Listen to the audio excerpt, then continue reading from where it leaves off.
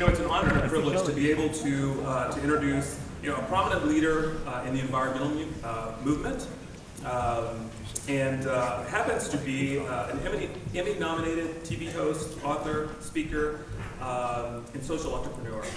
He's the son of Philip Cousteau Sr. and grandson of Jacques Cousteau, and it's my honor and privilege once again to introduce Mr. Jacques Cousteau.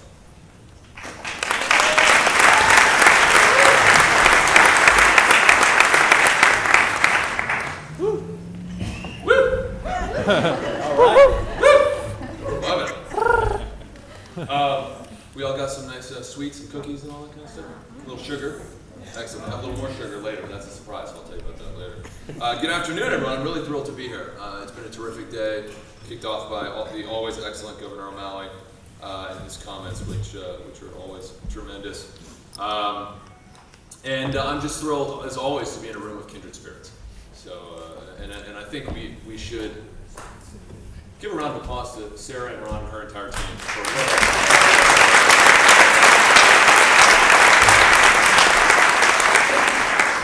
And as we wrap up the day of really tremendous speakers, Sarah and I, in consultation over the last few months, have been thinking about what we could do, and we wanted to do something a little bit different. So we organized this roundtable. And our goal for this afternoon, for the next hour and a half or so, is to emerge with some concrete ideas that can leverage the incredible knowledge and passion that exists in this room.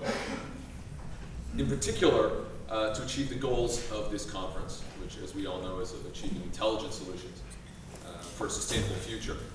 Now, in addition, note that the results of this roundtable is not just an intellectual exercise. We're going to gather these and likely publish them. So you all be part of something that we want to extend beyond today. So to kick it off, I'd like to ask everyone here a question. How many of you, or who here, is happy with the current discourse about environmental and sustainability issues in society? Okay. This was not unexpected. That's good, because honestly, if all of you raised your hand, I would have been like, I have to start my entire speech. So that's a good thing. Now, it's incredibly frustrating, right, that we continue to fight the same battles over and over, and while it's easy to point fingers at others, I believe that those of us dealing with sustainability have to share some of the blame for the fact that the issues we care about have not made it into the mainstream concerns of a majority of voters. Because we haven't been listening, I would argue, to what matters to people most. Now, two trends were painfully clear during this last election, and not just here in the States, but in elections around the world. The first is the fear of mass migrations of people, and the real or perceived threat it has on our security.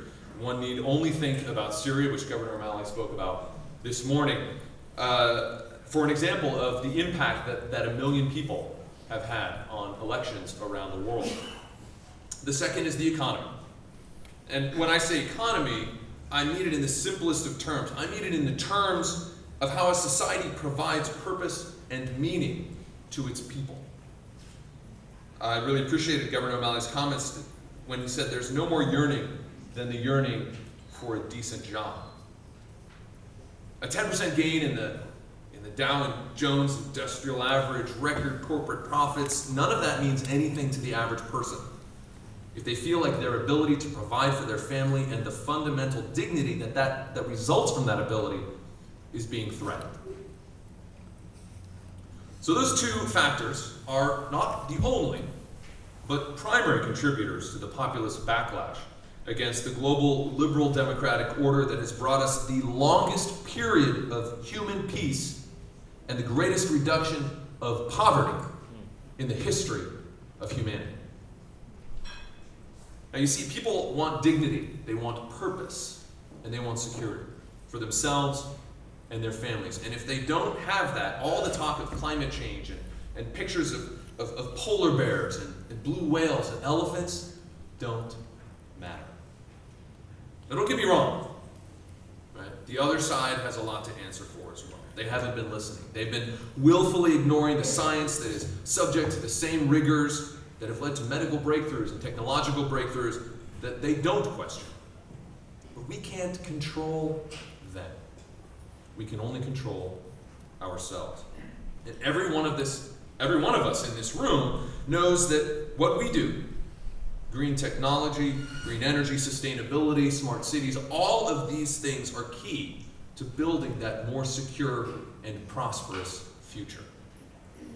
Yet, and I've had a discussion about this with several of you last night at dinner, looking at you, Ingrid, Governor O'Malley, Sarah, of course, and many others, that lamenting the fact that none of these issues, environmental issues, didn't come up in any of the presidential debates.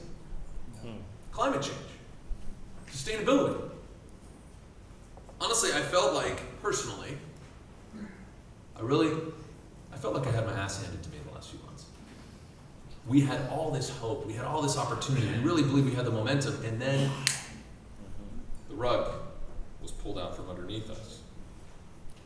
Now, while direct mail campaigns of melting glaciers and birds choking on plastic that may appeal to a small core audience, it's not growing the constituency. And again, our tendency, as Governor O'Malley again put it, to catastrophize things like climate change, make the deniers look like the optimists, and everybody wants optimism. Opportunity and growth have been two things that have driven the growth of our country. Unfortunately, those have historically coincided and been driven by environmental degradation. Indeed, the foundation of the growth of this nation has been based on the destruction of our environment. Think about, for example, New York. 150 square miles of water and wetlands have been reclaimed in New York over the past 300 years. What do wetlands do? Protect coastlines. Nurture life. Who said that? Protect coastlines. And nurture life is absolutely 100% correct as well. There's a lot of things to do, of course. But protect coastlines. Who said that? That was what I was looking for. Protect coastlines. We all remember Hurricane Sandy, of course. And that storm, actually, if you look at the historical record, was not an anomaly. What was unusual that it had been that long since such an extreme storm had hit New York and New Jersey. Sandy caused about 9 feet of storm surge, which flooded almost 20% of New York, with a cost of over $70 billion. Now, most of the people impacted were from poor and moderate income neighborhoods, and half the people who died on Staten Island were living on land that was once wetlands. So if mid-range predictions for sea level rise in New York are accurate, the next Hurricane Sandy will cause destruction on a scale that we can hardly imagine. The growth and development of New York was fundamentally based on destroying the environment in that city, filling in those wetlands, and decimating the ability of the environment to protect us from the environment. And now we pay the price. And that's just one example. I mean, Florida, of course, hello, we're here. Octopus crawling around in parking garages. Bangladesh, all over the world. The environmental destruction we have wrought has made us vulnerable. And make no mistake, as you've heard many times today, sea level rise, drought, famine, climate change, etc., will displace many more millions of people, threatening entire nations. I mentioned earlier the 1 million people migrating out of Syria and how that has destabilized the global order. What happens when it's 10 million people? What happens when it's 100 million people fleeing Southeast Asia, fleeing Africa, fleeing Latin America? What happens then? This is just the tip of the iceberg. And all of this is happening in the context of a world whose population is exploding. I like to think about it in these terms. In 0 AD, there were 200 to 300 million people on this planet, 2,000 years ago. When my grandfather was born in 1910, there were 1.6 billion people on this planet. 100 years later, so 2,000 years to go from 200 or 300 million to 1.6 billion, 100 years to go to 7 billion. Don't just like stock portfolios that would look like that. That's a hell of a curve. And now in the next 30 years, another 2 billion. So we are facing these challenges in the context of threats that humanity has never had to face before. We are not equipped. We are equipped to deal with famine and war. We are not equipped with the challenges that we're facing if we think historically. Now, it doesn't take a math genius to realize this, right? It's not rhetoric, it's not alarmism, it's just simple arithmetic.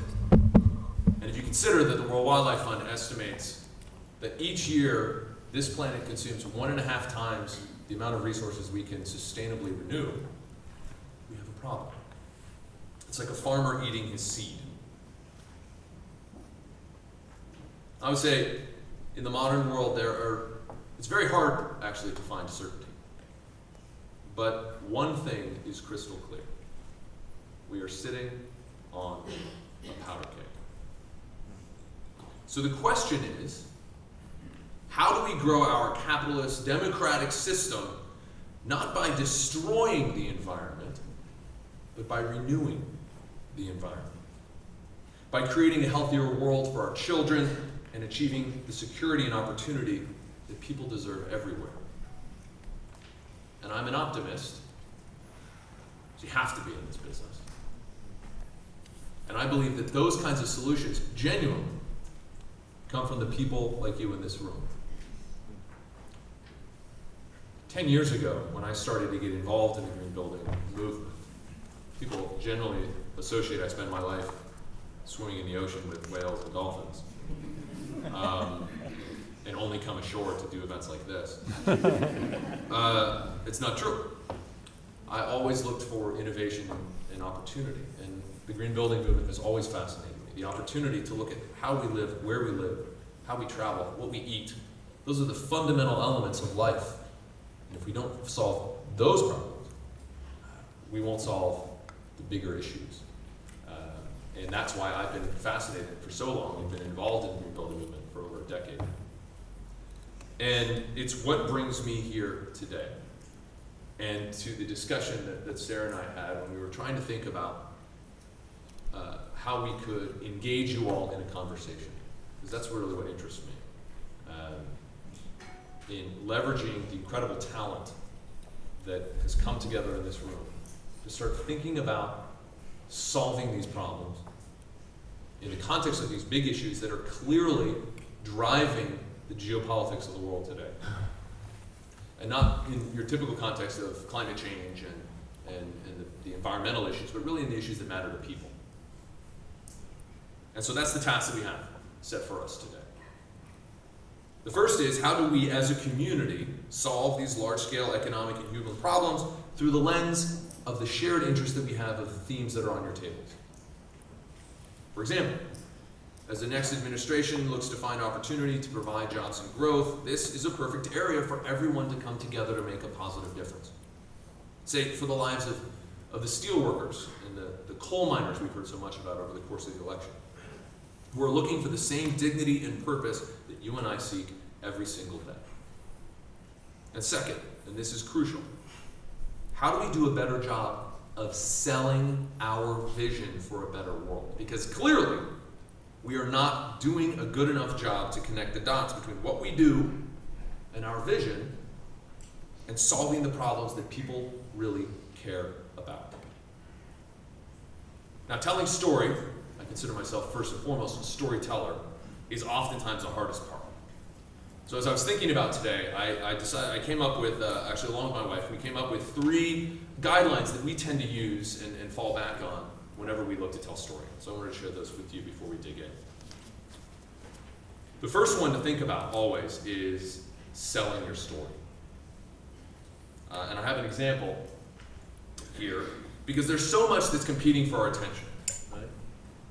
Can we throw the slides up? We won't play it yet, but we'll just throw it up there.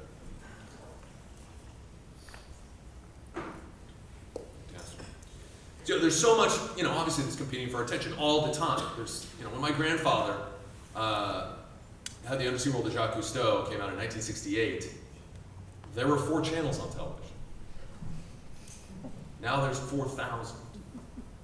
So how do we compete with that? We have more power in our phones than the Apollo spacecrafts in our pockets. So how do we compete in a world that is drastically different than the world that he was operating in? This past summer, my wife and I produced and hosted the #1 special for Discovery Shark Week. It was actually the #1 special on cable that night. My mother was really excited because it beat Rizzoli and Isles, which she's a big fan of. I was like, it's the #1 show on Shark Week. She's like, that's great. And I was like, and it beat Rizzoli and Isles. She's like, oh my God, that's amazing. And the name of the show was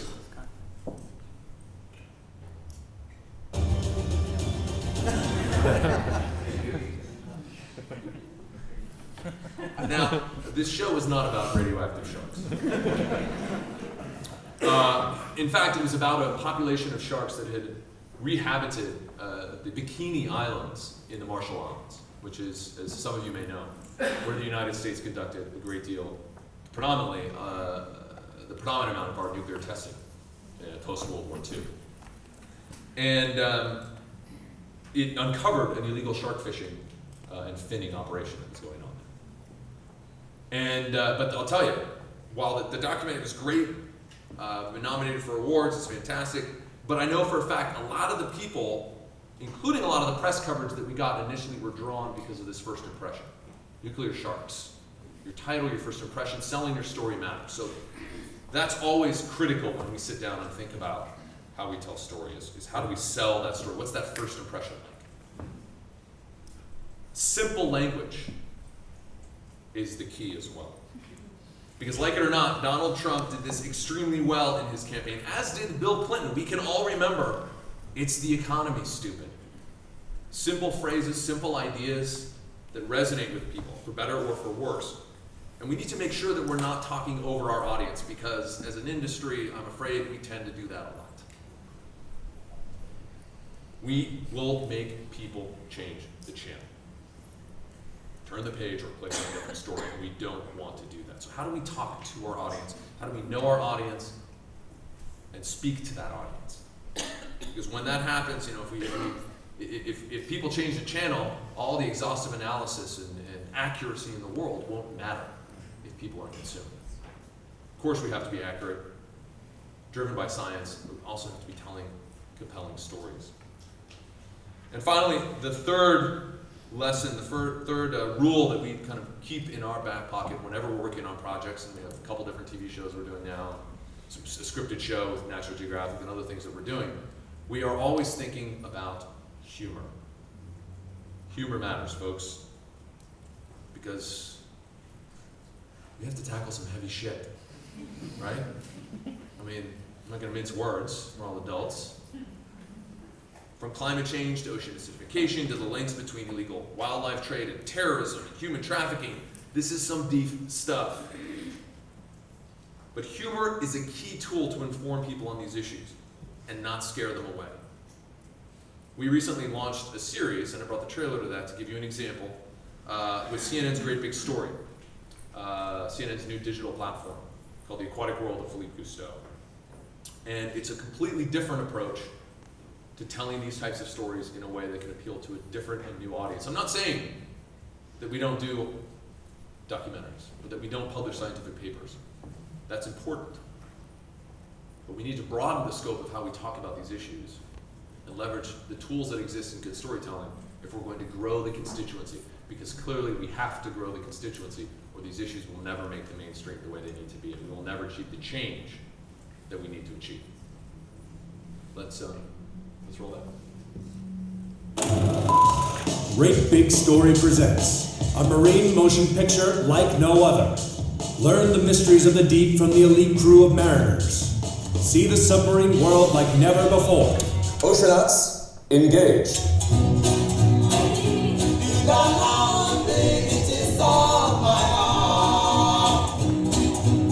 The Aquatic World with Philippe Cousteau.